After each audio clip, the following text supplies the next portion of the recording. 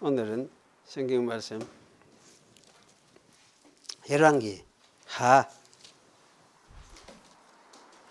6장 1절부터 읽겠습니다. 6장 1절 1절에서 6절까지 읽겠습니다. 선지자의 성도들이 엘리사에게 이르되 보소서 우리가 당신과 함께 거한 곳이 우리들에게는 좁으니 우리가 요단으로 가서 거기서 각각 한 제목을 취하여 그곳에 우리의 거할 처소를 세우사이다. 엘리사가 가로되 가라. 그 하나가 가로되 이건 이제 하나가 나오죠. 그 성도들 중에 하나니까 하나가 가로되 청컨대 당신도 종들과 함께 하소서. 엘리사가 가로되 내가 가리라 하고 드디어 그가 저희와 함께 그들과 함께 가니라. 무리가 요단에 이르러 나무를 베더니 한 사람이 나무를 벨 때에 도끼가 자루에서 빠져 물에 떨어진지라. 이에 외쳐 가로되 내 주여 이는 비로 온 것이니이다. 하나님의 사람이 가로되 어디 빠졌느냐 하며 그 옷을 보이는지라. 엘리사가 나무가지를 베어 물에 던져서 도끼로 떠오르게 하고 가로되 너는 취하라. 그 사람이 손을 내밀어 취하니라. 그러하신 하나님, 이 시간도 옛적에 기록된 하나님의 말씀, 옛날에 하나님께서 이스라엘 백성 가운데서 사역하셨던 것을 읽으면서 오늘 우리들에게도 이 말씀에 무엇을 의미하는지 또 무엇을 가르쳐 주는지를 생각하려고 합니다. 오셔서 이 말씀 속에서 하나님 당신이 가르치려고 하시던 뜻을 바르게 다 배우게 하여 주시옵소서. 또 오지 못한 성도들 어디에 있든지 말씀 가운데 함께 거하도록 하나님께서 은혜를 베풀어 주시옵소서. 세상이 너무나 참 혼란스럽고 혼돈스러운데 이 모든 혼돈스러움이 또 하나님의 뜻 가운데서 있는지도 모르겠다는 생각이 들기도 합니다. 하나님께서 어떤 섭리와 뜻을 가지고 세상을 통치하시며 이끌어 가실지를 알지 못하는 중에 있습니다. 하지만은 주께서 또 주의 공의를 나타내시고 주의 뜻을 밝히사 세상에도 하나님의 공의가 있음을 깨닫는 그런 날이 올 수 있도록 또 그것을 나타내시도록 하나님께서 역사해 주시기를 바랍니다. 많은 사람들이 참 고통 속에서 아파하고 또 죽어가고 여러 가지 어려움을 당하고 있는 중에 있지만은 저희들은 그런 가운데서도 그래도 평안을 주시고 지금까지 잘 살아올 수 있도록 붙들어 주셨는데 주님 참 주의 이 모든 것이 주의 은혜가 우리와 함께 하시는 것 때문에 또 우리에게 베푸시는 특별한 긍휼인 줄을 아오니 주님께서 오셔서 저희들로 하여금 정신을 차리게 하시고 또 더욱더 주님을 바라볼 수 있도록 해주시고 주의 우리가 붙잡아야 될 도리가 무엇인지도 궁극적으로 다시금 잘 깨달으며 마음에 새기며 이것이 심겨져서 우리가 어떤 삶에 놓여있든지 간에 그 안에서 참 힘을 가지고 능력을 가지고 살아갈 수 있는 그런 저희가 될 수 있도록 붙잡아 주시고 또 이 세상에서 우리의 생명 하나님이 부르실지라도 땅 위의 생명 이것이 다가 아님을 저희들이 아오니 하나님 앞에서 우리의 생명이 영구해지고 영생하게 됨을 기억을 하면서 소망을 가지고 또 하나님 앞에 서는 그런 저희들이 되도록 하나님께서 붙잡아 주시옵소서. 이 시간도 저희와 함께 하시고 은혜 가운데 당신의 말씀으로 우리 각자에게 심령에 말씀하여 주시옵소서. 구주 예수님의 이름으로 기도하옵나이다. 아멘. 오늘 열왕기서 설교를 제가 해봐야겠다 이제 그런 생각을 하게 됐었는데, 이제 우리 지난 그 4일날 화요일 저녁에 하는 설교 모임에서 제가 또 이걸 읽고 그렇게 했던 설교입니다. 근데 이 열왕기서를 어떻게 설교를 해야 될지 참 어렵다는 그런 이야기를 많이 하면서, 설교를 하다가 어떤 사람은 참 너무 어렵더라 그런 이야기를 하고, 그래서 이제 이 같은 본문 가지고 한번 해보자, 모두가 어떻게 했는지 그렇게 해서 서로 이제 나눠보면 좋겠다 그런 이제 생각을 가지고 같이 그러면 해보자 이래 가지고 모두 이제 하게 되었는데, 열왕기서가 참 옛날 이스라엘 역사 속에서 열왕 시대에 있었던 일들이잖아요. 그런데 그때 있었던 그 사건들, 이것이 오늘 우리에게 어떻게 관계가 있는가, 어떻게 우리에게 이 설교를 할 수 있을까, 이제 이런 고민을 목사님들은 많이 하는 것 같아요. 그래서 사실은 이제 어렵지만은 또 시도를 해봐야 되겠다는 생각이 들기도 하고, 그래서 저는 이제 오늘 제가 한 거를 읽을까, 거기만 할 뿐이 아니고 우리 성도들에게도 역시 필요한 말씀이니까 이 말씀도 나누어 생각을 해봐야겠다 그런 생각을 하게 됐습니다. 오늘 읽은 말씀은 여기 이제 나무가지 구원, 제가 이렇게 제목을 잡았습니다. 사실 나무가지가 구원을 가르쳐 주는 것이라 그렇게 이제 이해를 일단 하면 되겠습니다. 엘리야가 성천을 하면서 엘리야에게 내린 영감을 갑절이나 달락했죠. 그런데 사실 그 영감이 내렸습니다. 그래서 이렇게 엘리사에게 내린 영감, 엘리야의 이 영감은 그 자기의 일을, 아마 엘리야의 일을 엘리사에게 개성을 시킨다는 그런 어떤 뜻이 있었다 그렇게 생각이 되어집니다. 그래서 엘리사는 엘리야의 후계자로서 일을 하게 되었습니다. 개성을 받았으니까. 당연히 엘리야가 운영하던 신학교 교장직도 엘리사가 맡을 수밖에 없었습니다. 왜냐하면 엘리야에게 배우던 신학교 학생들이 엘리사에게 영감을 내리는 것을 보았기 때문입니다. 그래서 그것을 보고 이제는 신학교 그 학생들이 우리 선생님 엘리야는 이제 하나님이 데려가서 보이지를 않고 없고 엘리사에게 영감을 주셨구나.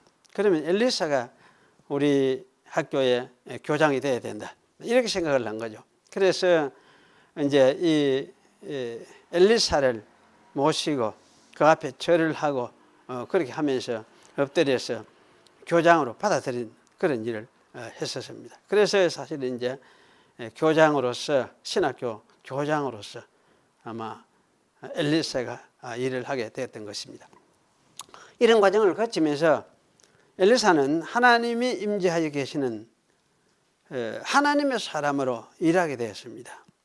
왜 이제 하나님의 사람이라고 하느냐 할 때, 엘리야는 하나님이 자신을 나타내는 사람이었다고 말을 할 수가 있습니다. 그래서 엘리야의 그 영을, 엘리야에게 임하시던 그 하나님의 영의 역사를 엘리사가 받았으니까, 그러면 엘리야가 하나님의 사람이라면 엘리사도 역시 하나님의 사람이어야 된다. 그런 의미를 담고 있는 것 같아요. 그래서 여기서 이제 엘리사는 하나님의 사람으로 이스라엘에 등장을 하게 된 것입니다. 그리고 엘리사가 하나님의 사람으로 등장한 직후부터 하나님이 엘리사와 함께 계신다는 것을 증명하는 여러 가지 이적들을 행하게 되었습니다.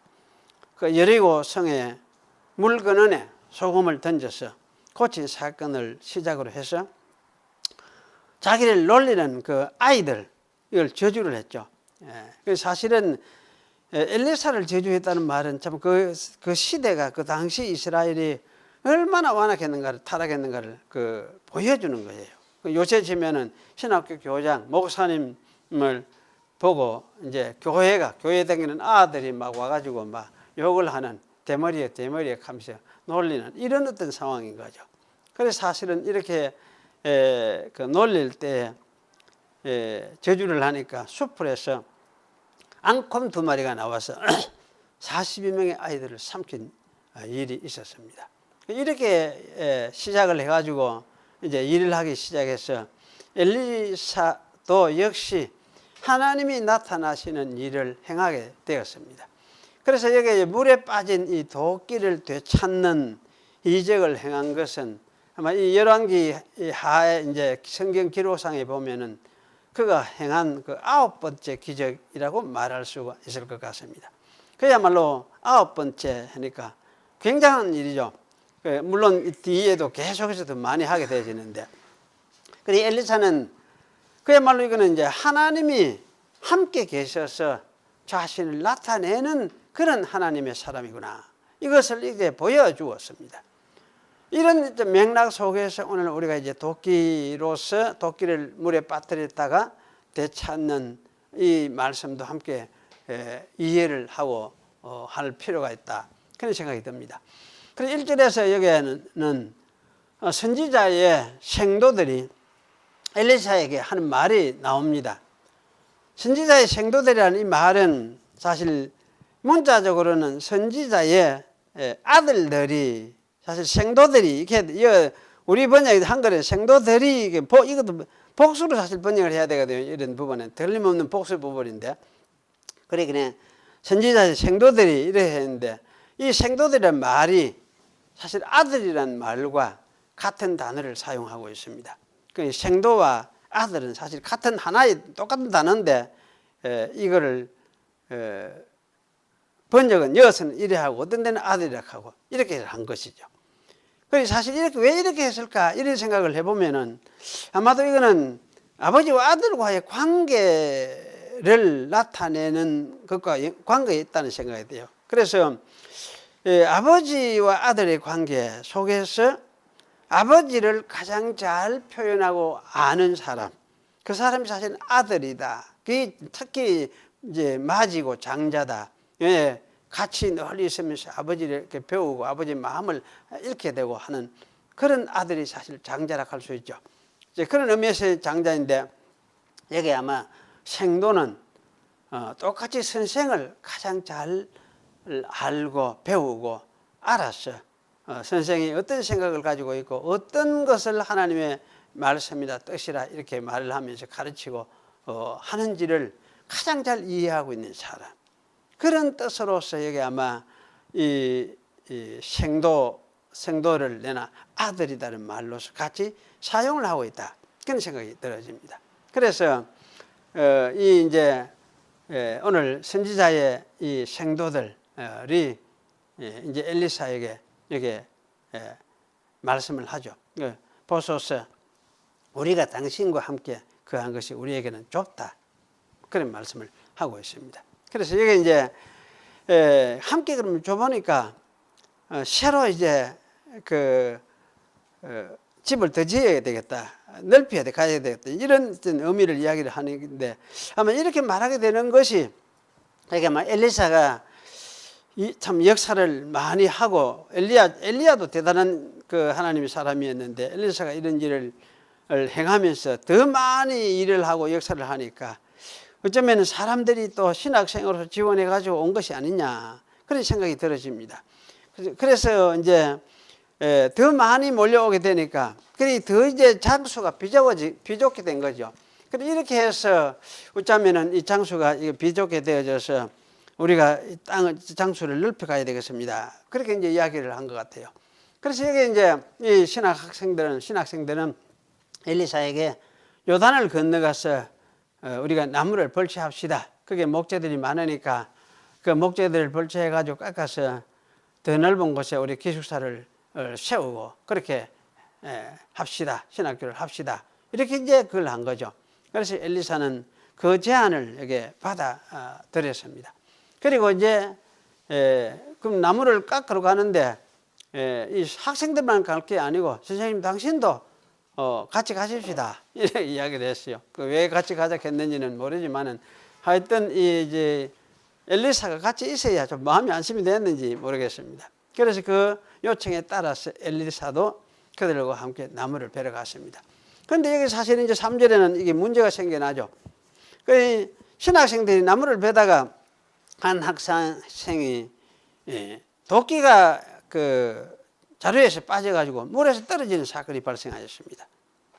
물이 웬만했더라면 아마 도끼를 건질 수 있겠죠. 쫄쫄 내려가는 그런 작은 물이라든지 뭐 허리 정도만 이래 해서도 들어가가지고 이래 도끼를 건질 수 있지 않겠습니까?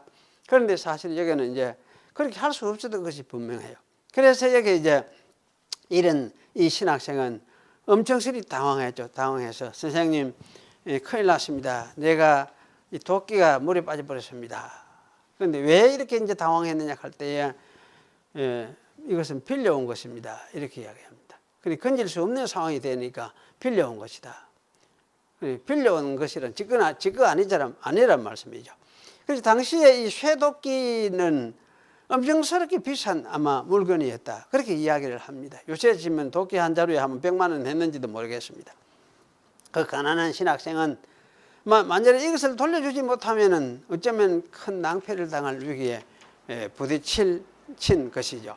그래서 자칫하면은 도끼값 갚기 위해서 오랫동안 이제 노동을 해서 노동으로라도 그것을 갚아줘야 될 그런 상황이 되었을 수 있겠다. 그런 생각이 듭니다. 이때 엘리사는 사실 이것에 대해서도 해결책을 해줘야 되잖아요. 그래서 엘리사들은 이게 참 우리가 교회에서도 사실 비슷한 일이 생겨나니까 굉장히 목사들이 난감한 일에 이제 부딪힐 때가 더 있는데요. 엘리사를 여기서는 6절은 뭐지? 하나님의 사람이라고 말을 합니다. 여기서 엘리사를 하나님의 사람이라고 말하는 이 사람이 사실 누구인지 정확히 알 수는 없지만은 그런데 이 사람은 마치 당시에 현장에 있었던 것 같이 엘리사를 하나님의 사람이라고 부릅니다. 그러면서도 그때 있었던 일의 어떤 경위를 전해주고 있어요. 하나님의 사람 엘리사는 도끼가 어디 있느냐, 어디에 빠졌느냐라고 물었고 그 신학생은 그것을 보여주었습니다. 그랬더니 엘리사는 나뭇가지를 베어서 물에 던져서 도끼를 떠오르게 하오는 그 신학생에게 그것을 손으로 잡아서 건져내라. 그렇게 이야기를 했습니다. 뭐 도끼가 자루가 붙어 물에 떠올랐단 말이냐. 그런 것도 아닌 것 같아요. 그 신학생은 이건 참, 그래서 이 도끼를 어쨌든 떠오른 도끼를 안전하게 돌려주게 되었고, 이제 도끼값 갚아야 하는 궁지에서 면하게 된 것을 우리가 여기서 알 수가 있습니다. 이 사건을 사실 이제 어떻게 읽어야 되느냐 할 때, 엘리사가 여기 나무가지를 베어서 물에 던져서 도끼를 떠오르게 한 이게 참 얼핏 읽으면 이게 무슨 일인지도 명확하지도 않은 것 같아요. 나무가지 던졌더니 나무가지 걸리가 떠올랐단 말도 아닌 것 같고, 이게 어째가 어떤 식으로 떠올랐단 말이냐, 마치 마술을 부린 것도 아닌 것 같고, 그거 참 이상하다는 생각이 들죠. 그래서 이런 부분이 이거 대원들 뭘 어떤 현상을 두고 말하는지 그 자체부터 이해하기가 쉽지를 않습니다. 저는 이제 이것을 이해할 수 있는 암시가 이게 들어있다, 본문에 들어있다 생각이 들어요. 그래서 6절에서 나오는 하나님의 사람이라는 말이에요. 하나님의 사람이라는 이 말은 우리가 생각했듯이 엘리야의 하나님이 함께 계셔서, 엘리야의 하나님이 이스라엘 하나님이거든요. 그 이스라엘의 하나님을 보여주고 있는 사람, 그것이 하나님의 사람이란 말입니다. 적어도 이 문맥 속에서는 그렇게 이해를 할 수 있습니다. 이 하나님의 사람이란 말이 굉장히 성경에 많이 나와요. 많이 나오는데 여기서 사실은 이제 이런 열왕기의 문맥 속에서 여기 엘리사에게 하나님의 사람이라 부를 때에 자, 이런 어떤 맥락이 흐르고 있다는 생각이 들었습니다. 그럼 여기 이제 엘리야를 당시 사람들은 하나님의 사람으로 불렀으니까 엘리사 역시 하나님의 사람이었습니다. 그리고 그 하나님의 사람이죠. 엘리야에게 역사했던 하나님이 함께 일하는 그러한 하나님의 사람. 이것도 역시 엘리사도 그런 사람이다. 그런 말씀입니다. 그렇다면 엘리사가 하는 일은 하나님이 자신을 나타내는 일이라고 말을 할 수가 있습니다. 하나님의 사람이니까 엘리야가 하는 것은 뭡니까? 하나님이 자기를 나타내는 그런 일이거든요. 엘리사가 나무가지를 베어서 물에 던져서 도끼를 떠오르게 한 일은 이건 하나님이 행하시는 일이라는 말씀이죠. 엘리사 자신이 선지자로서 기적적인 능력을 가지고 행하는 일이 아니라 엘리사와 함께 하시는 그 하나님이 자신을 나타내셔서 행하시는 그런 일입니다. 그리고 하나님이 이런 일을 통해서 자신을 나타내신 것은 자신이 여전히 이스라엘 가운데 임재하고 계심을 이스라엘에게 보여주기 위해서였습니다. 하나님은 엘리사를 통해서 자신을 이스라엘에 나타내셨습니다. 사실 우리가 주의할 것은 오늘날 또 우리도 하나님이 이런 식으로 자신을 나타내셨으니까 오늘날 우리에게도 이런 식으로 자신을 나타내지 않겠느냐. 그래서 우리도 이런 이적을 행하면서 행할 수 있지 않느냐. 그래서 우리가 많이 기도하고 구하고 능력을 달락하고 이렇게 해야 된다. 이런 생각을 대부분이 하고 있어요. 많은 사람들이 이렇게 하고 있어요. 몰두하고 있습니다. 왜냐하면은 지금도 그렇게 할 수 있다 생각을 하지. 그래서 하나님이 증거하고 하나님이 나타나도록 우리가 일을 해야 된다. 이렇게 생각을 하는 거죠. 그런데 사실은 그건 아주 잘못된 생각이라고 할 수 있습니다. 왜냐하면 여기는 이제 이것이 하나님의 자기를 나타내는 사역이라면은 사실 이렇게 하나님이 나타내는 이런 일을 언제까지 하나님이 하시느냐 하면은 이스라엘을 통해서 예수 그리스도 오셔서 예수님의 사역까지 그리고 예수님의 사역을 나타내는 증거하는 사도들에게까지 이런 일을 하셨거든요. 그래서 사실 이거는 계시를 하시는 시대가 언제까지 예수님과 사도들 시대까지 그러면 사도들이 한 그 계시는 예수님을 증거하는 계시 예수님을 증거하는 계시 사도들이 똑같이 예수님 자신이 살아있는 것처럼 똑같이 예수님을 증거하는 그런 계시를 사도들은 행하셔요. 그래서 사실은 이제 이 예수님 증거하는 이 계시를 통해서 하나님을 나타내시는 그 일은 거쳤습니다. 완결되고 거쳤습니다. 그러니까 사실은 지금도 이런 사도들이 있느냐, 이런 계시를 나타낼 필요가 있느냐 할 때 왜 계시가 끝나버렸는데, 계시하는 그 시대가 끝나버렸는데, 그게 더 이상 계시 그룹 시대가 끝나버리면 왜 됩니까? 계시가 없죠. 계시 도구로 세우는 사람도 없어요. 계시 도구로 어디 세웠느냐? 말씀으로 세워놓은 거지, 이제. 성경 말씀에 세워놓은 것이고. 그래서 사실은 오늘날 어쨌든 사람들이 이런 거 추구를 하는 이런 추구는 그야말로 이 성경 계시의 흐름을, 성격을 제대로 파악을 하지 못하니까 이렇게 이런 노력을, 이런 짓을 하는 거다. 그런 생각이 들어요. 저는 이제 설교하면서 시골 교회에 있을 때도 제일 고민이 잘 이런 부분이었어요. 이야, 나에게는 능력이 없는데, 능력을 하나님 나타나면 좋겠는데, 내게는 이게 없는데, 그럼 어째 해야 된단 말이냐? 진짜 고민했어요.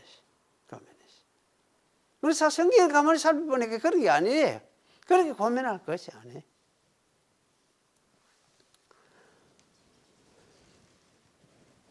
그런데 이제 이 한 신학생을 위해서 이렇게 일을 한, 하나님이 일을 한 신학생을 이런 궁지에서 구원한 이 사건은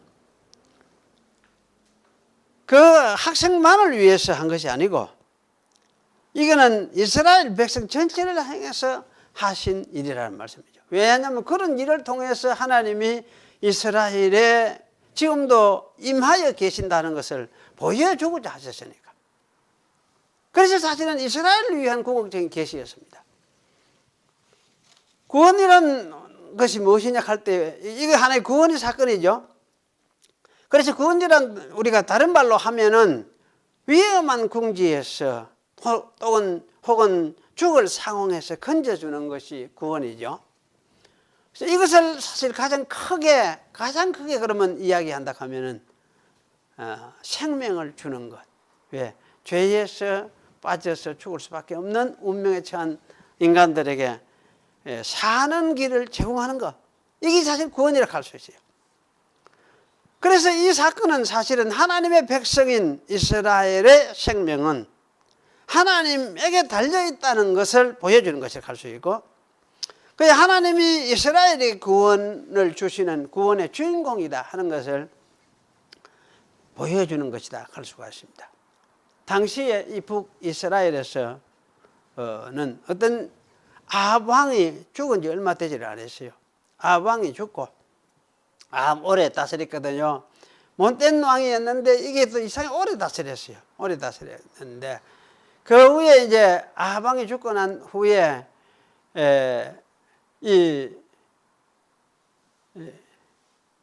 아하시아가 왕이 되었는데 아하시아도 잠시 다스렸어요. 잠시 다스리고 그 다음에 요람이 또 왕이 됐어요. 요람도 오래 다스리지 못했습니다. 그런데 이 시대의 영적인 상태는 그야말로 한없이 황폐해진 그런 시대였습니다. 그러한 때 엘리사를 통해서 아마 신학생을 불러 모았던 것은 이스라엘의 그래도 여호와 신앙을, 이들에게 약속을 주셨으니까, 약속하셨으니까 여호와 신앙을 지키고 전파하겠다는 그런 하나님의 뜻을 보인 것이다. 하나님이 그래도 여전히 거기 계시면서 너희가 나를 믿어야 된다, 이것을 보여준 것이다 할 수 있습니다. 그래서 이러한 일들을 위해서 모인 신학생을 구원할 수밖에 없죠. 이스라엘의 구원자인 하나님이 여전히 여기에 임재하고 계심을 보여주시던 것입니다. 그런데 이런 일에 이제 우리가 이게 왜 나무가지를 사용을 했을까? 그냥만 도끼가 떠오르라 이렇게 보시면 뭐 붕붕 떠올랐을 수도 있겠죠. 그런데 나무가지를 사용하셔서 떠오르게 했습니다. 하나님이 이렇게 하신 이유가 무엇일까요? 저는 이 나무가지를 사용한 이유가 특별히 이유가 있다는 생각이 들어요. 출애굽기 15장에는 홍해를 건넌 후에 이스라엘이 광야로 3일길을 들어갔습니다. 하지만 물을 얻지를 못했습니다. 목이 억지로 말랐습니다. 그래서 마라에 도착을 했습니다. 그 마라라는 곳에서도 역시 물이 너무나 섰어. 마라라는 말 자체가 서다는 말이거든요. 그래 너무나 섰어. 물을 마실 수가 없었어요. 그래서 이스라엘은 모세를 원망을 했습니다. 그때 하나님이 하신 것이 모세에게 한 나무 가지를 가리켰습니다.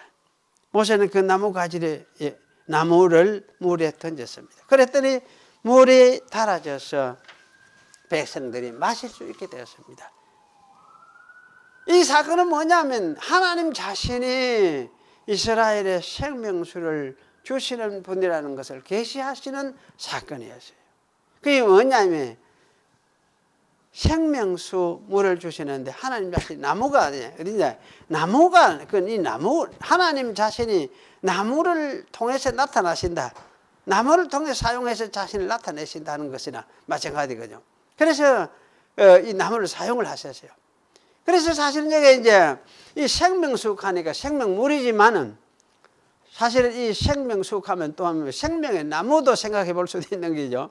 그래서 사실은 이제 생명의 나무, 생명수. 그래서 이게 이 생명의 나무를 통해서 하나님 자신이 생명이신데 그 생명을 백성들이 먹어야 되니까 마셔야 되니까 생명수로 나무를 바꾸어 물로 바꾸어서 지금 공급을 하신 거예요. 나무를 사용해서 그걸 하셨어요. 그런 일을 하셨어요. 그래서 사실 이거는 이 사건은 그냥 이제 나무 그 사건은 사실 그 뭘 연상시키게 하려고 하느냐 할 때 낙원에 약속하셨던 생명 나무를 연상시키도록 만드는 것입니다.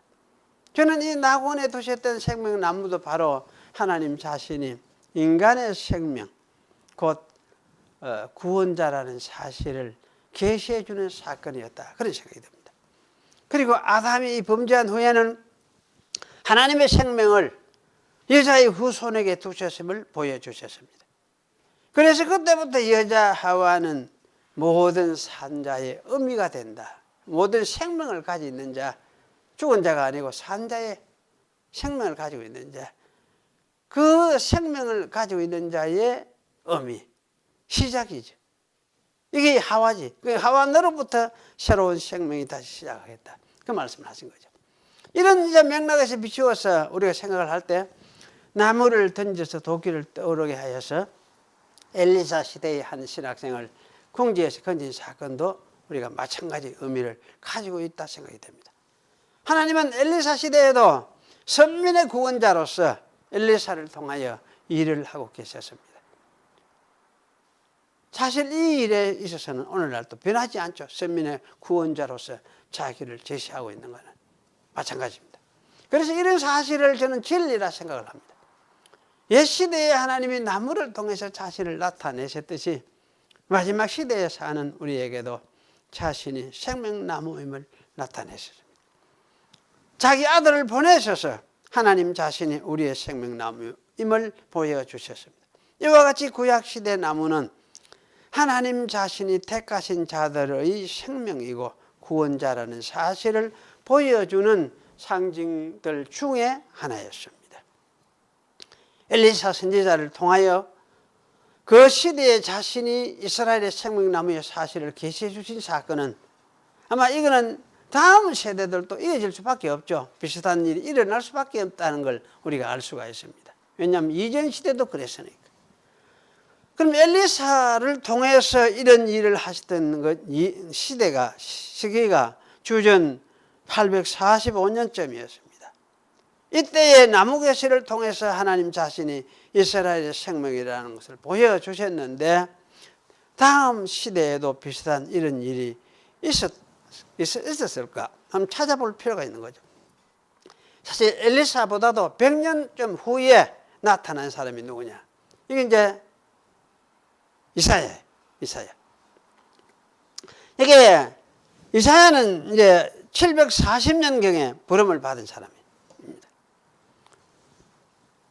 그래, 이 이사야에게도 똑같은 나무에 관한 이야기, 나무와 관련지어서 이야기를 하고 있습니다. 구원을 이야기하고 하나님을 이야기하고 있습니다. 이사야 6장 13절에는 나무가 배임을 당하여도 그 그루터기가 남아있는 것 같이 거룩한 씨가 이 땅의 그루터기가 될 것이다. 그렇게 말씀을 했어요. 이 거룩한 씨가 이 땅의 그루터기가 될 것이다. 사실 이 말씀은 이스라엘 백성의 남은 자가 10분의 1밖에 남지 않아도 그것마저 또 망하고 황폐하게 되어서 그의 백성이 거의 없는 것이 되어버린 상태다.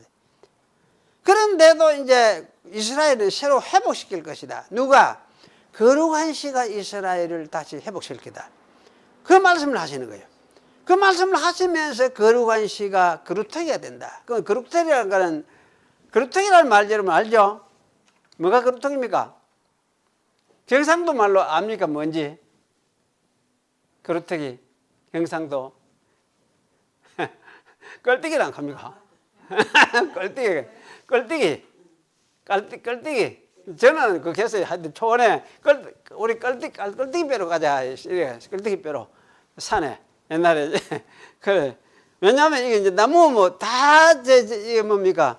가지고 다 잘라지고 없고 뭉덩이도 이 덩치 쪼매하고 뿌리만 남아 있는. 또 이거는 그 껄뜨기 뼈 이거는 쉽게 생거는 빠지지도 않거든. 그래 썩어가지고 이제 죽어가. 이런 걸 껄뜨기 뼈로 간다 그래. 그런데 사실은 이런 이제 밑에 뿌리 좀만 남아 있는 이런 걸 사실은 이제 그루터기를 가죠. 그래 사실은 뭐가 이 이스라엘의 그루터기냐? 누가 뿌리냐? 그것을 이스라엘이 돋아날 가망성이 없는 상황인데 이스라엘이 다시 돋아나게 할 그 가망성은 그 어디에서 찾아야 되느냐 할지에 거룩한 씨, 거룩한 껄뜨기가 그 씨다, 그루터기다 이렇게 이야기를 하는 거죠. 그래서 사실 이거는 거룩하다는 말 자체는 무엇입니까? 하나님이 외계서 왔구나 이 얘기지. 그러니 그루터기라는 건 뭐냐면 거룩한 씨를 이스라엘 육신에서 보내는 것이 아니고 하나님 자신이 그루터기를 보냈겠구나 이 말과 똑같은 말이에요.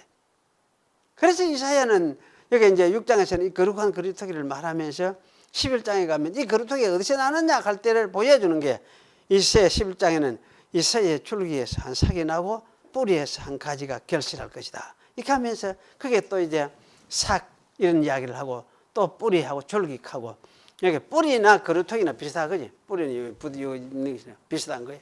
그 같은 말을 하면서 이런 일이 일어날 것을 이야기를 하고 있습니다.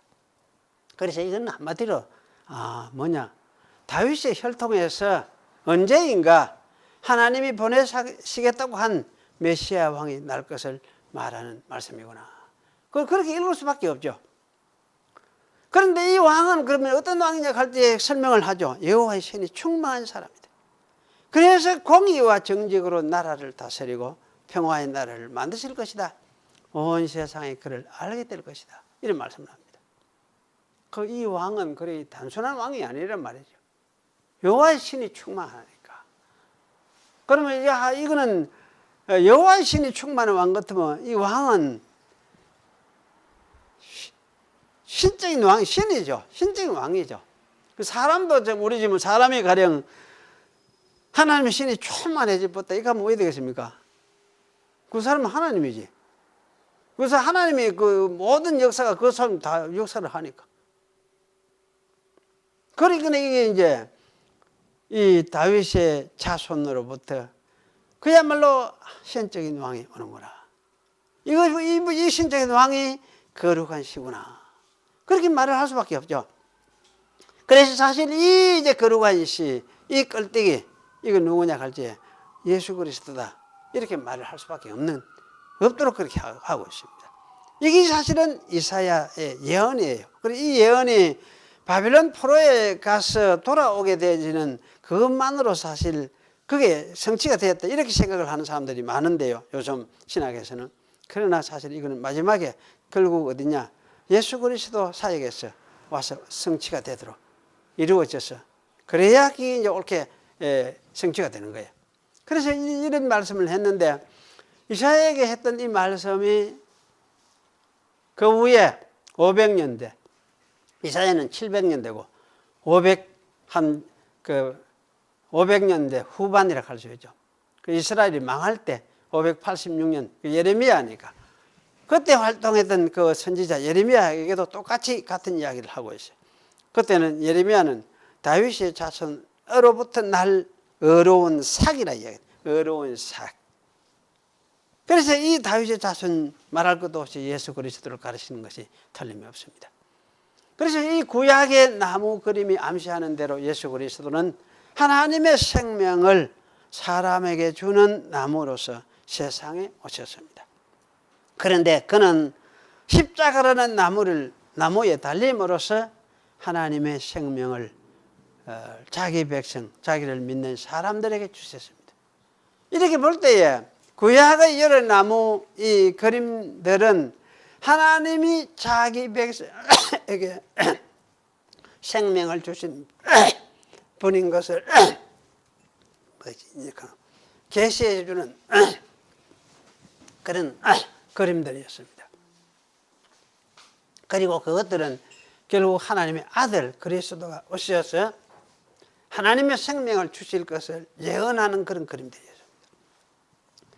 오늘 본문도 사실은 바로 이런 의미를 엘리사 당시의 이스라엘에게 계시해 주는 하나의 계시 사건이었습니다. 구약이나 신약이나 하나님은 미안합니다.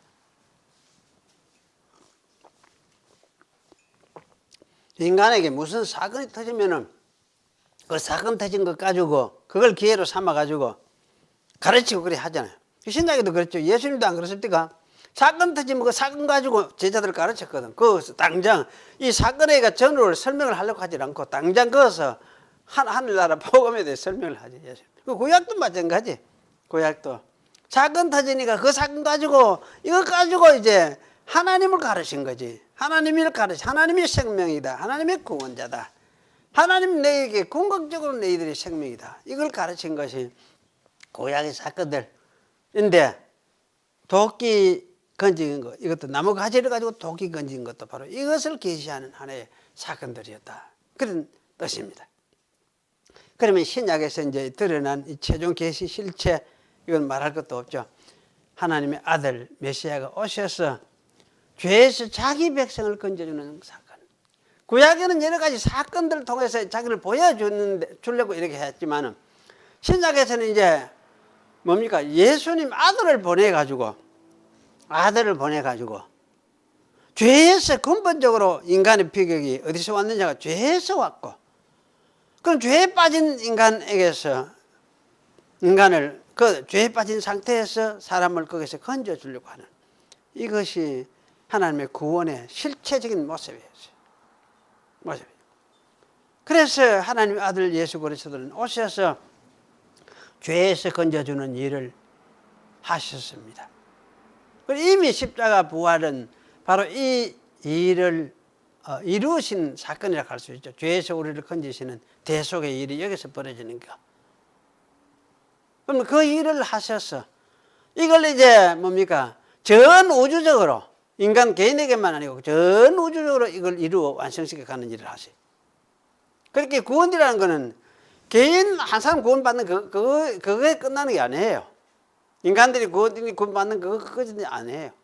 그렇게 시작해서 어디까지 전 우주적으로 회복시키는 이 일을. 이걸 전체로 구원이라고 해요. 그래서 예수님은 십자가 부활하시는 사건은 이 전체적인 전 우주적인 구원을 이루어내실 것을 뭡니까? 보증하는 사건이에요. 보증하는 사건이에요. 그래서 성령을 보내주신 것도 이 구원을 내가 이루어낼 것이다, 내겠다, 이걸 보증하는 그런 뜻으로 성령을 보내신 거지.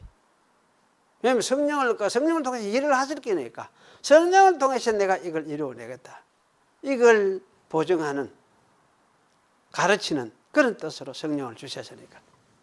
그래서 사실은 이런 구원 사건은 우주적인 구원 사건, 이거는 반드시 이루어질 것이다, 실패하지 않을 것이다, 그런 말씀이죠.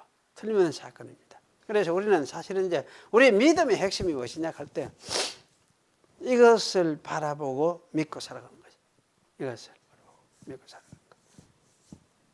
이 구원 사건, 인간 죄에서 건져주는 이 구원 사건에 이걸 해결해 주실 것이구나. 그래서 예수님이 오셔서 죽으시고 부활하셨구나. 그렇게 믿는 것이. 그건 자꾸 뭡니까? 이 세상에 어떤 문제를 해결받아야지. 문제를 해결받아야지.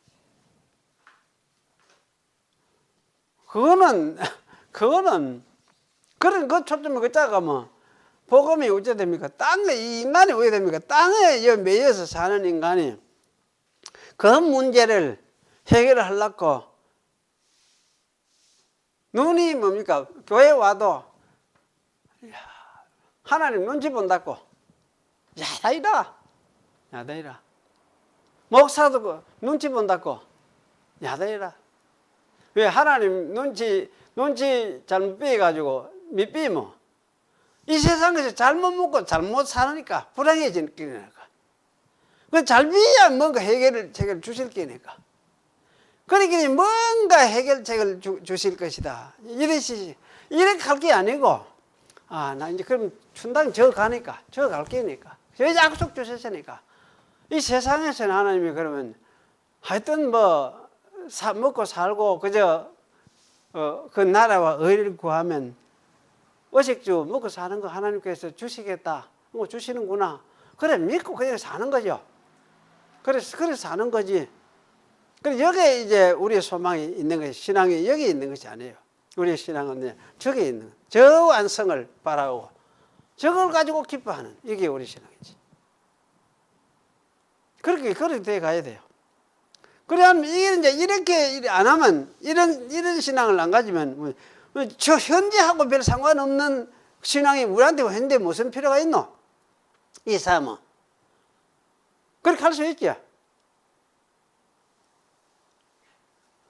그렇게 하면 그건 뭡니까? 그건 사실은 그건 이제 철학적인 사고방식이지. 그게 실존주의라고. 철학의 실존주의 영감입니다. 실존주의 사고방식. 실존주의 사고방식이 바로 그런 거예요. 죽이 무슨 현재 필요가 있나? 내한테 현재 필요 있는 거는, 미래는 그거는 그때 가봐야 아는 기고, 현재 내하고 뭐 관계 좀 있어야 되지. 이득이 좀 내게 있어야지. 그런데 미래에 준다 하고 현재 이거는 없으면 그게 무슨 관계가 있노? 무슨 필요가 있노? 이렇게 하면서 이제 안 받아들이는. 사실 그런 태도 자체가 신앙의 태도는 아니에요. 신앙의 태도가. 신앙의 태도는 하나님의 약속, 주님의 약속이, 그 약속이 어디 있느냐 할 때 저기 있구나. 저걸 약속하셨으면 그걸 믿고, 현재는 뭐 하나님 맡겨서 하나님 아래 소관에 있으니까 하나님이 살아가게 하실 것이구나. 그래 믿고 뭐 하면서 그래 사는 거지. 그게 신앙의 태도지.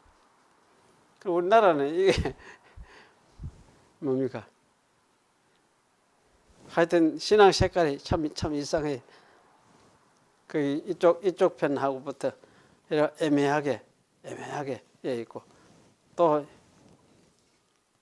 그래서 사실 이런 이제 신학에서 그 태도, 자기 선 위치, 스탠스를 어떻게 이해를 하고 가지느냐, 이것도 우리 성도들에게는 굉장히 중요한 어떤 부분이라는 생각이 들어요. 그래서 여러분 이런 부분을 잘 좀 정리를 하면서 오늘 말씀을 통해서 좀 확인을 하시면 좋겠다, 그런 생각이 들어집니다. 기도하겠습니다. 하나님 아버지 감사합니다. 오늘도 옛날에 하나님 자신을 나타내시던 그 나타나심이 우리에게 예수 그리스도를 통해서 나타나신 하나님을 보게 하셨고, 또 그 예수 그리스도의 부활과 십자가와 부활을 통해서 약속하신 그 약속이 멀리 하나님 나라에서 완성되어지고 나타나고 또 온 우주적으로 회복되어질 것까지도 말씀하신 것을 우리가 생각을 하면서 우리의 소망이 저기 있고 저것을 바라보면서 이 세상에 살아가도록 하셨구나 하는 생각을 가지도록 우리에게 가르치는 것을 다시금 되새겼습니다. 이 믿음이 너무나 희미하고 약해지고 그렇게 할 때에 우리들이 굉장히 또 세상 사는 것, 삶에서 당황하고 우리 믿는 것도 희미해지고 그렇게 될 수밖에 없음을 우리가 압니다. 주님께서 오셔서 저희들 하여금 참 이 약속이 우리 마음에 새겨지게 하시고 또 이 약속을 붙들고 여기에 소망을 두고 하나님 나라 백성으로서 이 세상 살아가는 그런 저희들이 되도록 하나님께서 은혜를 베풀어 주시옵소서. 예수님의 이름으로 기도합니다. 아멘.